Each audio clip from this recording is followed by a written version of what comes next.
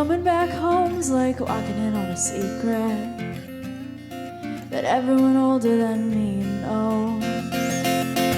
So in 1993, I left South Africa, moved to New York City. I find a job in a restaurant, and I'm so excited because I've always wanted to learn how to cook. And I was really passionate about it. My first boss was this guy called Ed Davis. He basically tells me, well, you have a great attitude, you have great enthusiasm, but you don't have the skills. I'm gonna teach you and show you the ways on becoming a professional chef.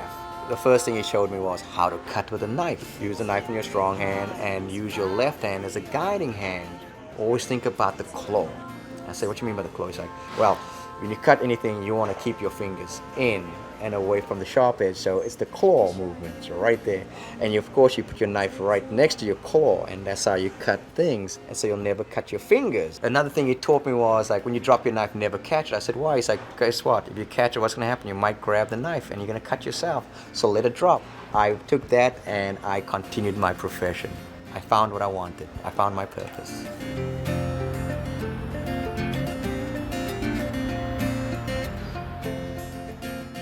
SL2 is based on the 4 development levels that we all progress through when we master a new task.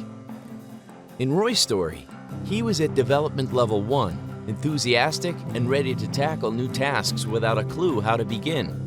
Roy's leader gave him what he needed, just clear direction to develop his skills as a chef. Here we go.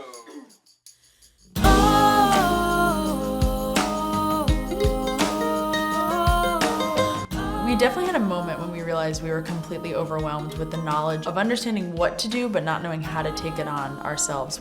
We understood that we were a small and growing business, and having that knowledge, we knew that we needed to kind of bring someone else on board to help us. And it was the perfect time. We met our first manager, Rebecca, in that moment. Yeah, it was very serendipitous because she listened to us. She heard our concerns, just that feeling of being so crushed by all that our career was demanding of us. She looked at us and said, you need some kind of touring schedule. You're not putting enough thought into how you're touring and when you're touring and how often you're playing any given show.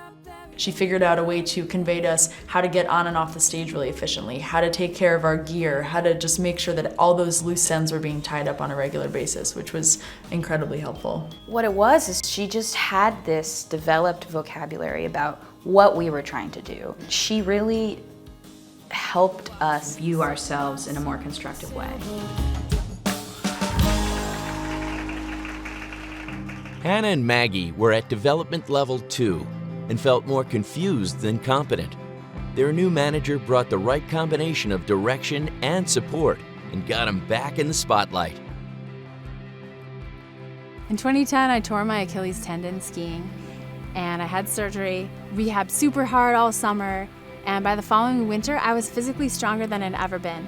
But the mental component was missing. I just didn't have the confidence that I could do it because of that injury in the back of my mind.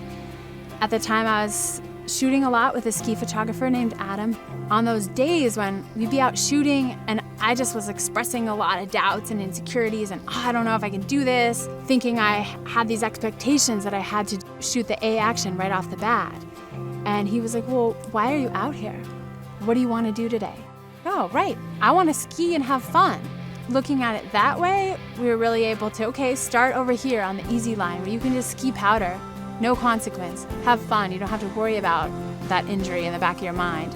And that was a really great concrete way to build up the difficulty of the lines I skied over the course of the day. And by the end of the day, I was skiing the A action. I built that confidence back and ended up having a great comeback. With awesome skills but low confidence after her injury, Ingrid was at development level 3. Her mentor matched her with just the right amount of support to fuel her comeback. And for high performers at the top of their game at D4, just a little direction and support is all they need. What do these peak performers have in common? They didn't do it alone. They had mentors and leaders who helped them when they needed it. SL2 shows leaders how to diagnose what their people need and match those needs with the right amount of direction and support. How great would it feel to get just what you need just when you need it?